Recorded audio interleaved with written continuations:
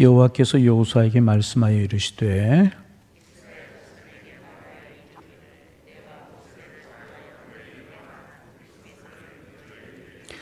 부지 중에 실수로 사람을 죽인 자를 그리로 도망하게 하라. 이는 너희를 위해 피의 보복자를 피할 곳이니라.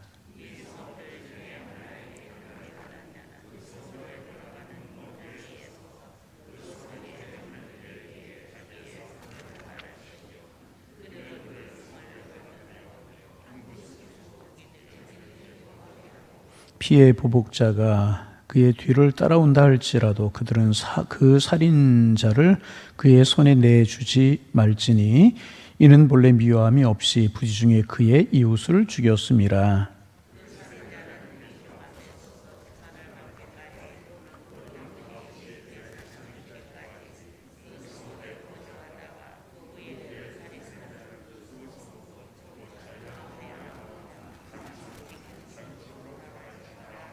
이에 그들이 납달리의 산지 갈릴리 가데스와 에브라임 산지의 세겜과 유다 산지의 기랏 야르바 곧 헤브론과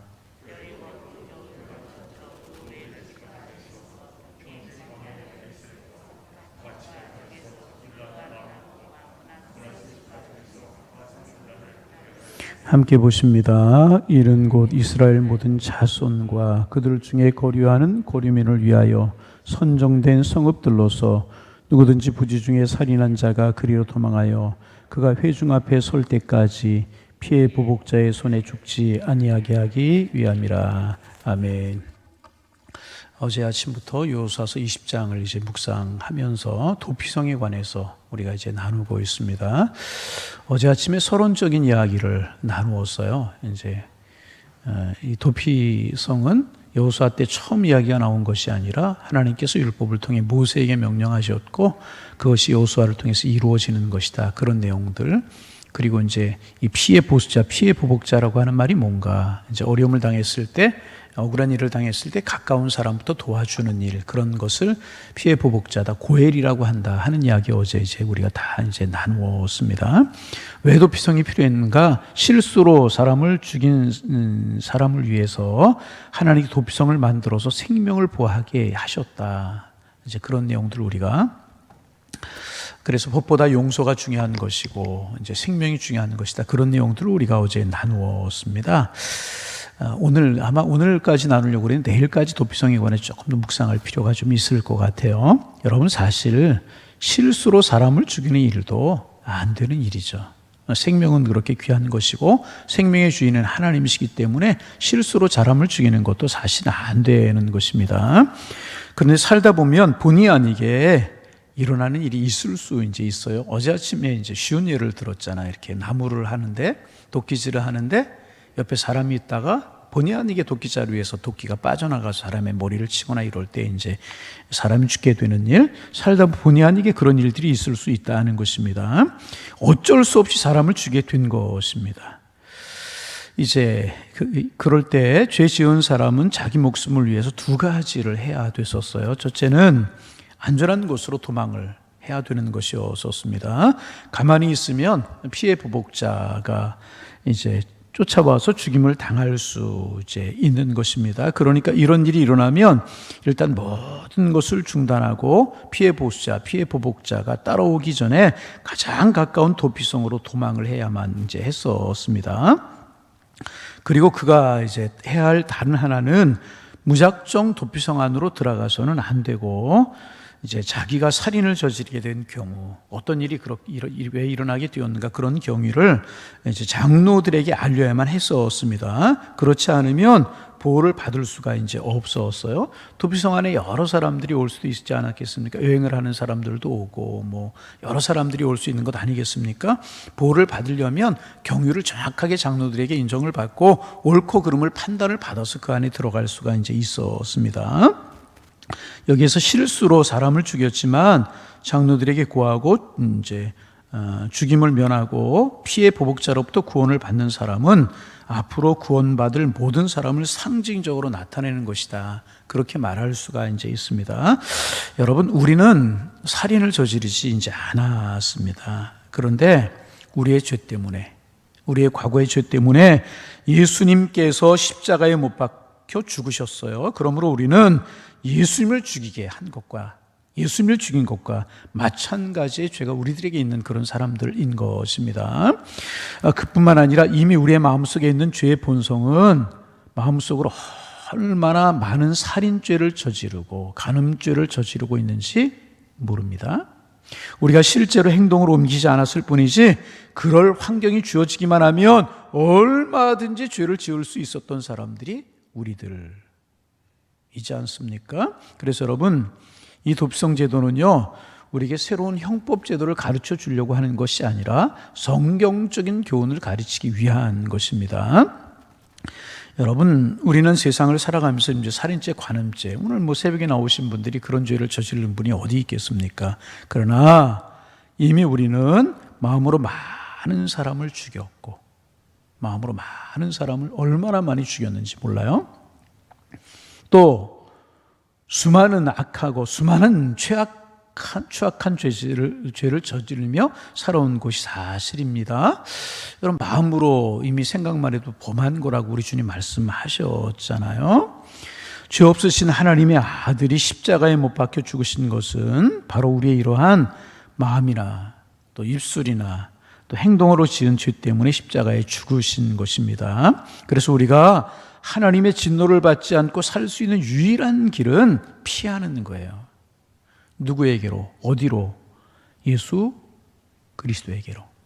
십자가 밑으로 피하는 것입니다. 그래서 이 도피성 제도는 예수 그리스도의 십자가의 은혜를 상징적으로 우리에게 보여주고 있는 것이라는 거예요. 내 죄가 하나님의 아들을 십자가에 못 박게 죽게 했다는 사실을 믿을 때 우리는 예수와 함께 십자가에 못 박혀 죽게 되는 것입니다. 그래서 죄가 많은 우리의 옛사람은 죽고 오직 예수 그리스도가 살아나게 되는 것, 그것을 이제 도피성 제도를 통해서 우리가 엿볼 수 있는 것입니다. 두 번째, 살인자는 그 도피성 안에서는 안전하게 살 수가 이제 있었습니다. 그러나 그 성을 벗어나면 죽임을 당할 수밖에 이제 없었습니다.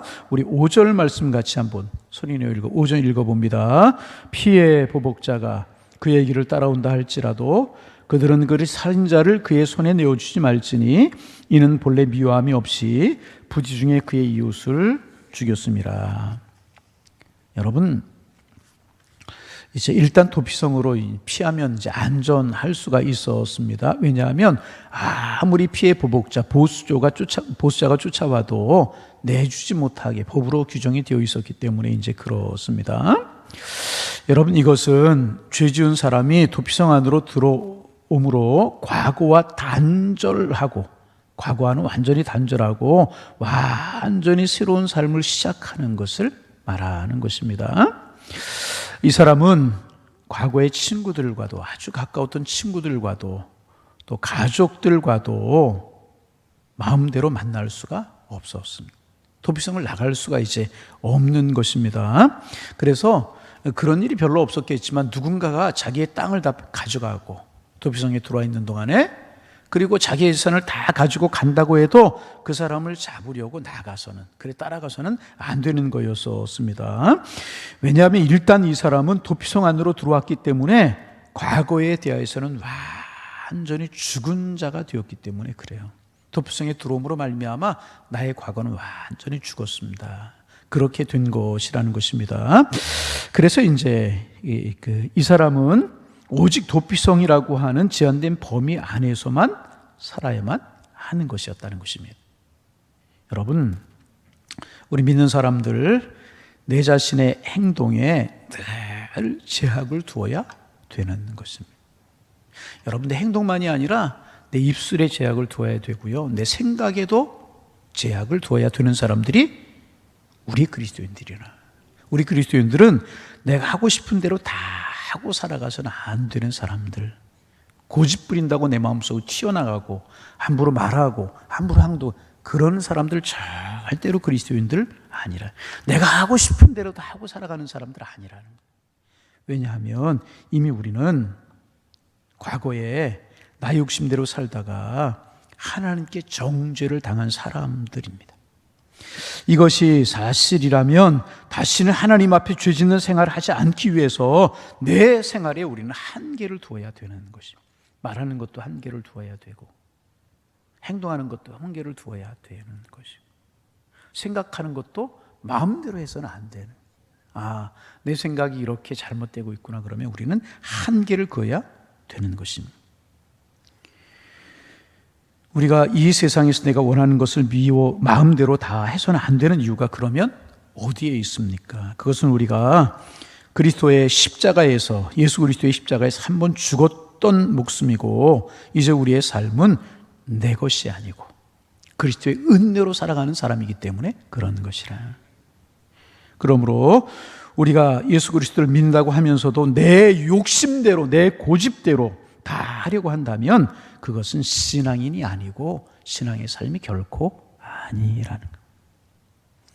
여러분, 그런 사람들이 있어요. 본인이 단 것처럼 본인의 판단이 전부 다 맞는 거고, 본인의 생각이 다 맞는 거고, 그래서 본인이 마음대로 말하고 마음대로, 그런 사람들 참 많아요. 여러분, 이건 신앙인이 결코 아닌 것입니다. 그렇게 내 고집대로 내 마음대로 다 하려고 하면 그것이 결코 신앙의 삶이 아니라는 삶 우리는 알아야 될 것입니다. 도피성 안에서 살아가야 됐던 것처럼 그리스도의 보혈 안에서, 신앙 안에서, 믿음 안에서 우리는 살아가야 되는 것입니다. 그래서 우리는 많은 일을 하는 것이 중요한 것이 아니라 자신을 지키는 것이 중요하다. 여러분, 성경에 보면 이 도피성의 규례가 규정이 적용이 되었던 그런 경우가 이제 있었습니다. 시므이라고 하는 사람의 경우입니다. 시므이가 여러분 누구예요?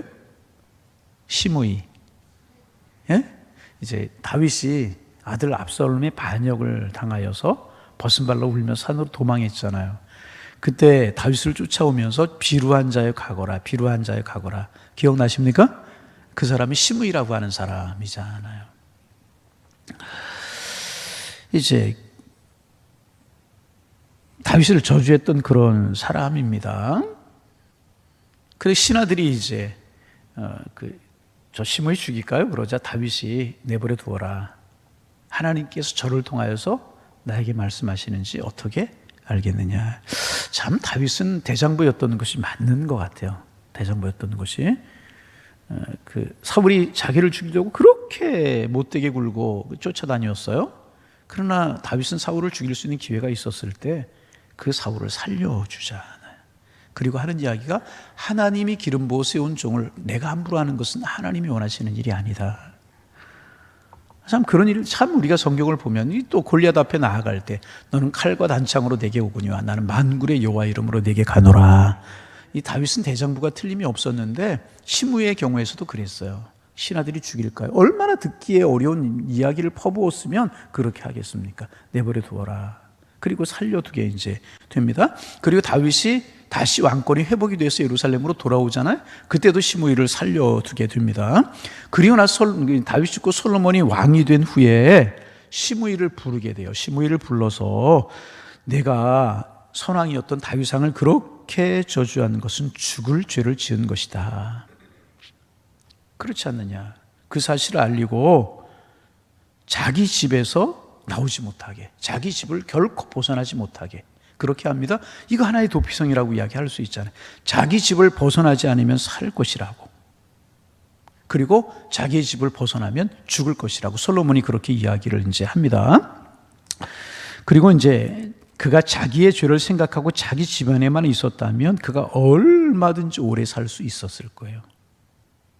그런데 살다 보니까 솔로몬의 말이 점점 중요하지 않게 여겨지게 이제 된 것입니다.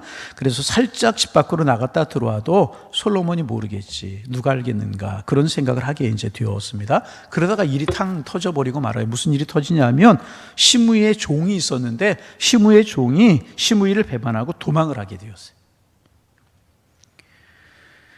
시므이는 자기 집 밖을 벗어날 수 없었기 때문에 종이 도망을 했어도 용서해 줘야만 됐었을 거예요.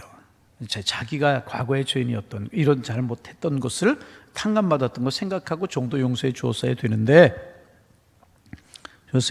왜? 시므이는 이미 과거에 죽은 사람이었기 때문에. 이미 과거에 죽은 사람이었기 때문에 이제 이제 지금 사는 것은 죽었던 그가 덤으로 사는 인생이었기 때문에 용서해야만 됐었다는 것입니다. 그런데 그는 솔로몬의 권고를 무시하고 집 밖으로 나가서 자기 종을 붙잡아 이제 왔습니다. 이 소문이 솔로몬의 귀에 들어가게 되었고 시므이는 결국 죽임을 당해버리고 말았어요. 규례를 어겨서 죽임을 당하고 말았다는 것입니다. 우리가 이제 내일 아침에 마지막으로 이 도피성에 관한 이야기들을 나누면서 이제 결론을 맺겠지만 참 이 사실이 우리 그리스도인들에게 아주 중요한 교훈을 주지 않습니까? 여러분, 우리 하나님의 사람들은 하나님의 은혜로 용서받은 사람들입니다. 하나님의 용서로 구원받은 사람들이기 때문에 하나님의 정해놓으신 한계를 벗어나서는 안 된다는 거예요. 생각의 한계, 언어의 한계, 행동의 한계, 이거 벗어나면 안 된다는 것입니다. 그래서 하나님의 사람들은 하나님이 하지 말라고 하는 것 결코 해서는 안 되는 사람. 죄를 두려워야 할 줄 알아야 되는 것입니다. 사람의 눈만 속이면 된다고 생각해서는 안 되는 것입니다. 무서운 것은 사람의 눈이 아니라 하나님의 눈이라. 반복해 말씀을 드리지만 내일 아침에 조금 더 우리가 도피성에서 관해서 이제 말씀을 더 나눌 것입니다. 하나님의 눈을 무서워하는 사람은 어떤 유혹이 와도 넘어지지 않게 되는 것입니다. 자, 오늘 기억해야 될 것, 하나님이 정해놓으신 규례를 벗어나면 안 된다. 말, 행동, 생각까지라도 하나님의 은혜의 테두리 안에서, 그리스도의 보혈 안에서 살아가는 것이 중요하고, 그럴 때 하나님이 우리를 보장해 주시고 우리를 지켜주신다는 거예요. 오늘도 그리스도 안에서 마음껏 자유를 누리며 살아갈 수 있는 하나님의 사람들 되기를 주님의 이름으로 축원합니다. 기도하겠습니다.